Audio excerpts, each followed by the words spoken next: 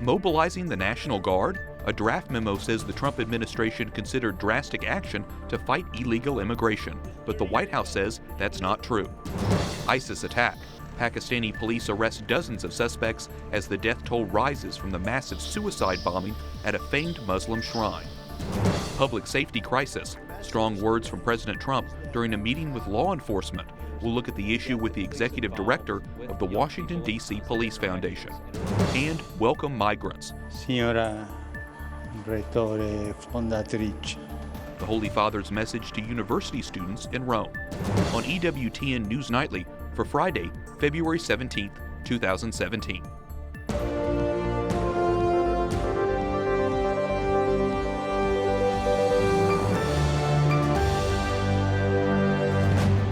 Good evening. I'm Wyatt Goolsby in for Lauren Ashburn. The Trump administration denies an Associated Press report that the president and his team considered sending National Guard troops to round up illegal immigrants. The draft proposal recommends allocating as many as 100,000 National Guard troops to 4 states on the border with Mexico: California, Arizona, New Mexico, and Texas. But the draft also includes sending the National Guard to 7 other states not along the southern border: Oregon, Nevada, Utah, Colorado, Oklahoma, Arkansas, and Louisiana.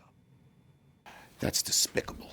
That would be one of the most un-American things that would happen in the last century. And I just hope it's not true. The fact that it might even be considered is appalling. According to the Pew Research Center, more than 11 million people living here in the U.S. are here illegally. Nearly half of that number are in states cited in this proposal. White House spokesman Sean Spicer says the draft proposal is not a White House document. He called the AP report 100% not true. President Donald Trump visits Boeing's factory in South Carolina to push for more American jobs. We have the greatest spirit, and you just look at what's going on today in our country. You look at what's happening with jobs. You look at what's happening with plants moving back into our country. All of a sudden, they're coming back. The president took a tour of Boeing's new Dreamliner aircraft before leaving South Carolina for his Mar-a-Lago resort in Palm Beach, Florida. Tomorrow, Trump plans to hold a campaign-style rally in Melbourne, Florida. Mike Pence is making his first trip to Europe as Vice President of the United States. The Vice President will attend the Munich Security Conference and meet with German Chancellor Angela Merkel. He'll also go to Brussels for meetings with key European leaders. The Senate confirms President Trump's pick to lead the Environmental Protection Agency, despite last-ditch efforts by Democrats to stop it. Oklahoma Attorney General Scott Pruitt will now be sworn in. Correspondent Jason Calvi reports from Capitol Hill. Jason? Wyatt, emails. That's what the Democrats' last-minute fight was all about. A federal judge ordered Pruitt to release thousands of them, which he exchanged with oil and gas executives. For 2 years, he's held them back. Democrats said they needed to see the emails before they could vote on his confirmation. I get no joy being one of those states at the end of America's tailpipe, where we get all this pollution from other states and end up with higher costs and worse health care.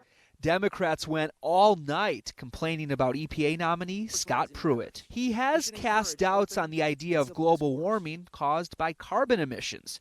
And environmental groups slammed Pruitt, predicting he'll roll back environmental enforcement efforts. But Republicans defended Pruitt. As head of the EPA, Scott Pruitt will protect the environment. During his 6 years as Attorney General for the state of Oklahoma, Mr. Pruitt has stood up to polluters. Pruitt's fellow Oklahoman sees good change coming. As state attorney general, Pruitt filed 14 lawsuits against EPA regulations. And because there are so many people, businesses who have either gone out of business or have moved to other countries because of the over-regulations that take place in the United States. Just yesterday, a judge ruled Pruitt must release emails he sent and received with oil and gas executives. Democrats used that to try to delay the vote for 10 days, but Republicans wouldn't allow it. Desire, I guess, to play to the far left has been a consuming passion for them. The Senate approved Pruitt on a mostly party line vote, 52-46. The nomination is confirmed. With Pruitt today, the Senate has now confirmed 14 of 22 cabinet and cabinet-level picks. Now the Senate is on their President's Day vacation. When they come back in more than a week, they'll pick up the confirmations of Commerce nominee Wilbur Ross and Interior nominee Ryan Zinke. Wyatt? Jason Calvi reporting from Capitol Hill. Thanks, Jason. The president is lightening the workload for Press Secretary Sean Spicer. President Trump is expected to name Republican consultant Mike Dubke White House Communications Director. He's the founder of Crossroads Media, a firm that specializes in Republican political advertising. Spicer has been handling both press secretary and communication duties since the president's first pick for communications director withdrew before the inauguration. Former Republican House Minority Leader Bob Michel has died. Michel was an Illinois congressman and served 19 terms in the GOP minority. His skill at seeking compromise with the Democrats was critical in helping Presidents Reagan and George H.W. Bush pursue their agendas. Bob Michel was 93 years old. We told you a moment ago about President Trump's visit to Boeing. It comes after a rocky start with the country's second largest defense contractor. In December, President Trump criticized Boeing and the cost of a new Air Force One. He tweeted, "Boeing is building a brand new 747 Air Force One for future presidents, but costs are out of control, more than $4 billion. Cancel order." Since then, the president has been more positive about Boeing. Today, he tweeted, "Going to Charleston, South Carolina in order to spend time with Boeing and talk jobs. Look forward to it." Marcus Weisgerber, global business editor for Defense One, joins us now. Marcus, why is the president changing his tone, do you think? Well, the fact of the matter is Boeing employs a lot of people in America, employs hundreds, more than 100,000 people. 15,000 in St. Louis, 71,000 in Washington State, and another 7,500 in South Carolina where he is today.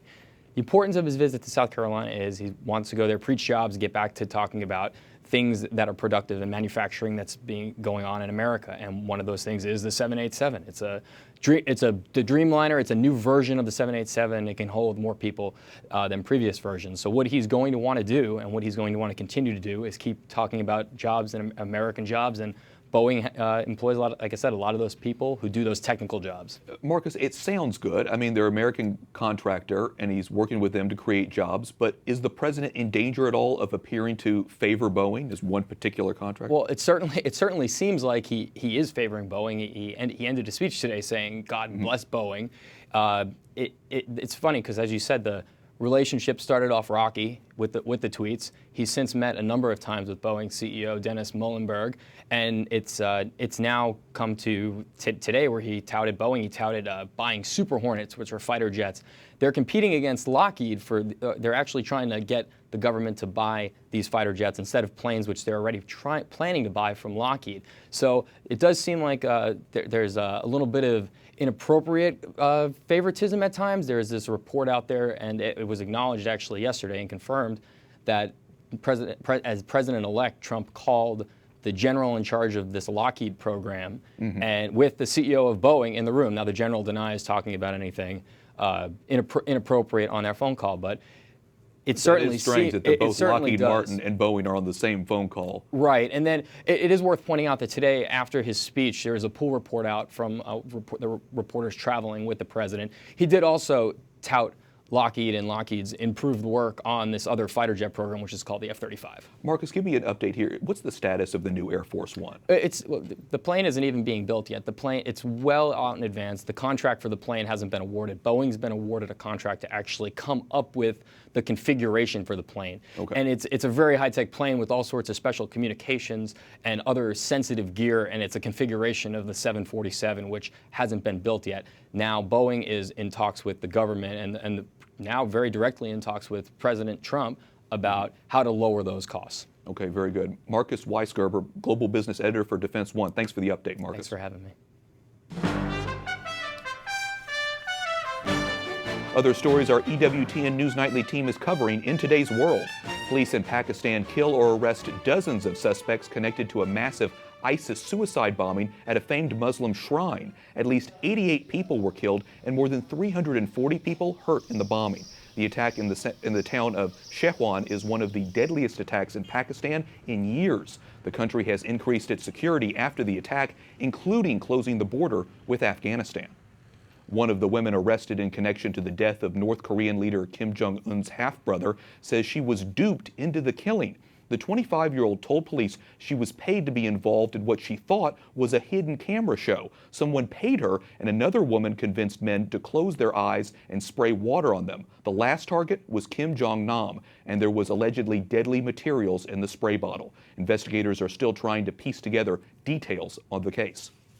The Knights of Columbus present Pope Francis with a $1.6 million donation to help persecuted Christians in the Middle East. Supreme Knight Carl Anderson met with the Holy Father yesterday to discuss the group's humanitarian work. The Knights say they've donated now more than $57 million to the Pope's personal charities since 1981. Pope Francis tells a crowd of university students in Rome today to welcome migrants, not fear them. Come si devono accogliere i migranti? How should we welcome immigrants, the Pope asked, saying we should welcome them as brothers and sisters. The Holy Father made the comments while visiting one of 3 state-run universities in Rome. He fielded questions from some of the students and set aside his prepared remarks to speak from his heart about war, migration, and the need for dialogue.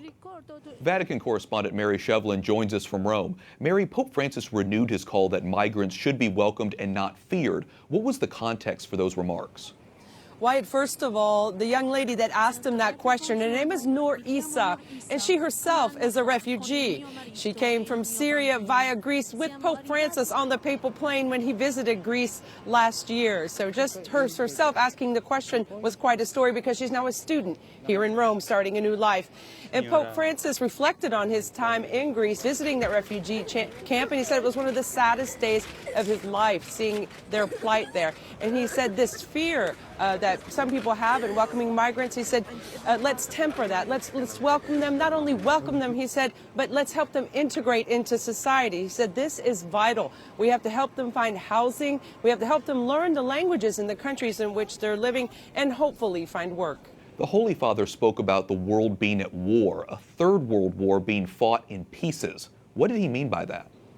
We've heard him talk about this since the beginning of his pontificate, really. He often mentions the world at war, and he said there are some remedies for this, to stave off this war. He said, first of all, we need to listen more and be quiet. We need to learn to train our hearts how to be receptive, to receive others, to receive opinions that are different than the ones that we hold. And when we do this, then we start entering into dialogue. He said, when there's no dialogue, there's no peace. He said, war starts in our hearts. He said you only have to pick up a newspaper today to see the bickering that goes on between even world leaders. He spoke about the situation of politics at the moment and the importance of listening to one another, dialoguing with those that are different than us. And in this way, he said, hopefully we can find some peace. He also voiced his concerns about the high unemployment rates of young people in Europe. What did he say about that?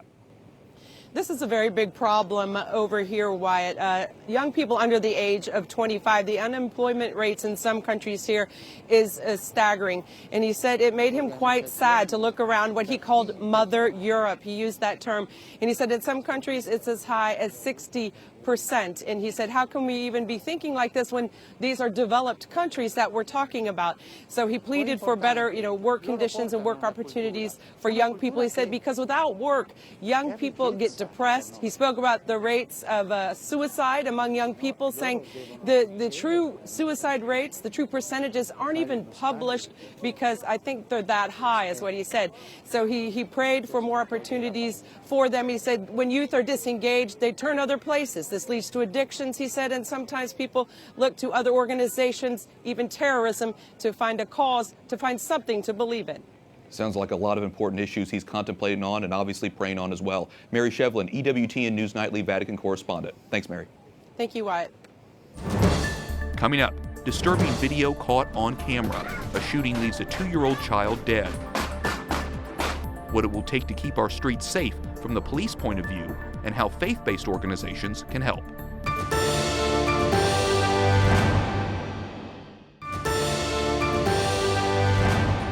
Welcome back. I'm Wyatt Goolsby in for Lauren Ashburn. A 2-year-old toddler is among 3 children shot and killed in Chicago in recent days. The shooting was caught on camera. We want to warn you, the video is disturbing.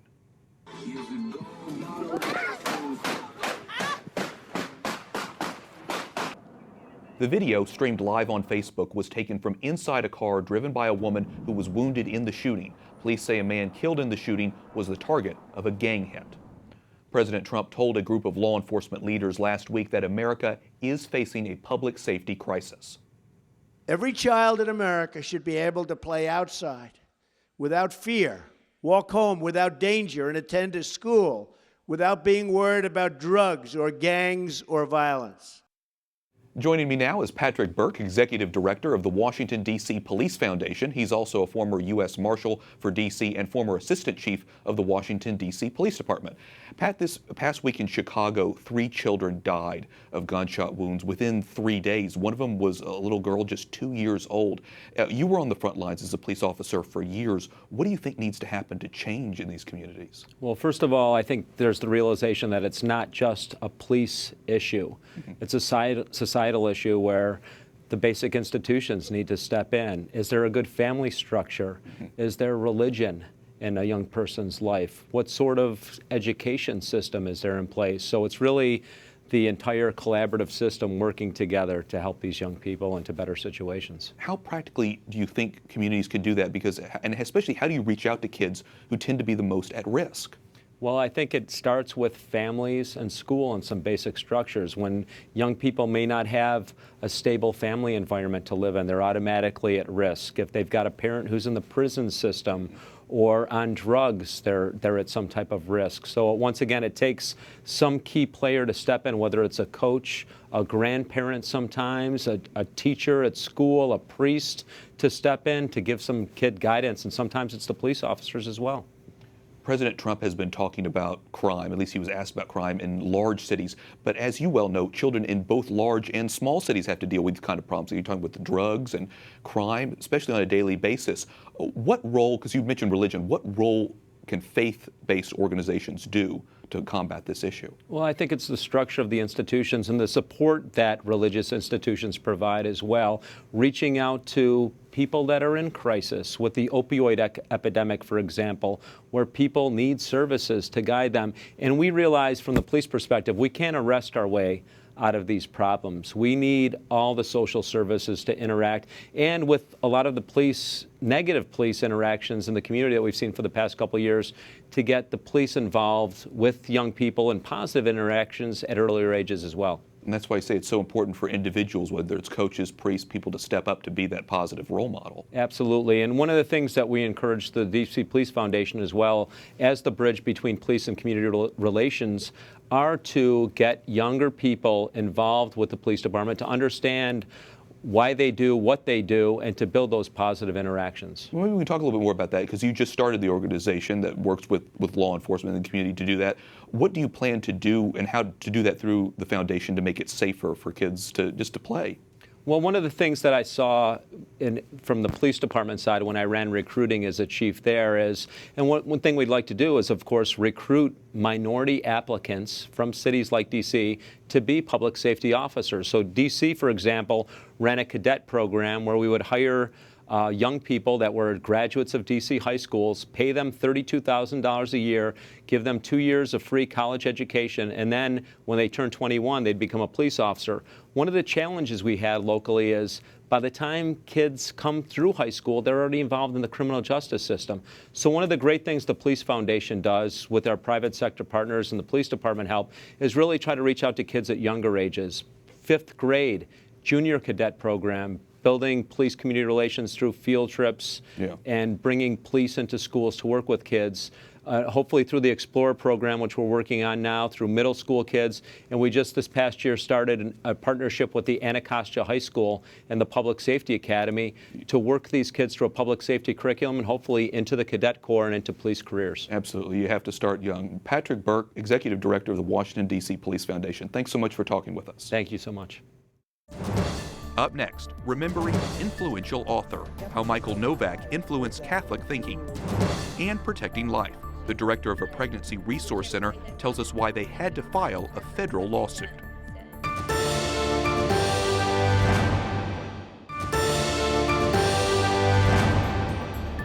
And he called to him the multitude with his disciples, and said to them, If any man would come after me, let him deny himself and take up his cross and follow me. For whoever would save his life will lose it, and whoever loses his life for my sake and the gospel's will save it.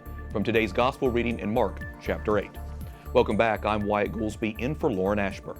Catholic author and theologian Michael Novak has died. Here's a look from one of his appearances on EWTN News Nightly from 2013. Novak was one of the most influential Catholic theologians of his time and wrote more than 50 books. He joined Catholic University's Bush School of Business and Economics last August as a faculty member. Michael Novak was 83 years old. Florida's Supreme Court renews an order blocking a Florida abortion law. The law, signed in 2015 by pro-life Governor Rick Scott, required a 24-hour waiting period before an abortion. Justices say they blocked the law because it violates the state's constitutional right to be free from governmental intrusion. A pro-life pregnancy resource center was blocked this week from moving next door to an abortion clinic in Raleigh, North Carolina. The city ruled the center is a medical facility since they provide free pregnancy tests and ultrasounds, but the building is only zoned for residential use. Joining us now is Tanya Baker Nelson, Executive Director of the Hand of Hope Pregnancy Center. Tanya, this is a bit perplexing because in 1998, the abortion clinic next door to where you want to move was legally rezoned from a residential to a mixed use. Doesn't that set a legal precedent allowing you guys to do the same thing?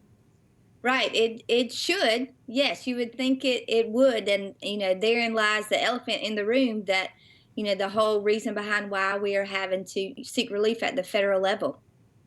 So you filed a federal lawsuit to overturn the city's decision. The lawsuit states you're a life-affirming, gospel-centered ministry, and the city is violating your First and 14th Amendment rights. So where does that lawsuit stand? Right. So what we're in the process of waiting for now is we are waiting for a court date to be given from the court itself. And hopefully our prayer is that we have a court date on the docket within the next 30 days. So that would be ideal for us. Okay, so you chose the location because it's next to an abortion clinic or in the area around an abortion clinic. Has anyone officially or unofficially told you that the city doesn't want you next to an abortion clinic? Not officially, but I think we're all kind of smart here. We can interpret the city's actions, whichever way they want to, people want to interpret what they've done. So, no, not officially. How do you feel about that? I mean, how do you feel about this whole thing? I'm indignant. Truly, I'm indignant. We do have, as a citizen of the United States, I do have a First Amendment right to freedom of speech, and my religious exercise of that freedom of speech is being jeopardized personally, as well as from, Hand of Hope's perspective. We have a right to occupy our ministry and reach the people we want to reach. So, yeah, I'm indignant, but I'm very excited about the possibilities of what's going to happen in the very near future.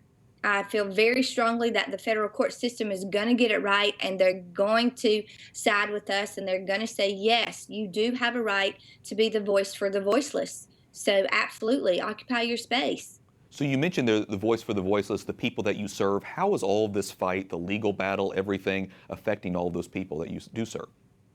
Well, right now we're missing a big portion of the men and the women that we want to serve because we haven't been allowed to occupy our space since December of 2015 when we bought it. So we're not able to have those conversations. We're not able to be, the voice for the voiceless. So they're still coming to us because we still operate a location down the street from the abortion clinic. However, we have a very strong indication that we'll be able to reach about 25% more of those women who are walking in the door at the abortion clinic thinking that abortion is her only option.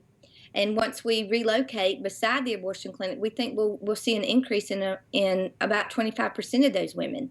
So we're still serving them, but in my opinion, as one abortion is one too many. So we just want to make sure that we can reach every single person that God intends for us to reach as quickly as possible.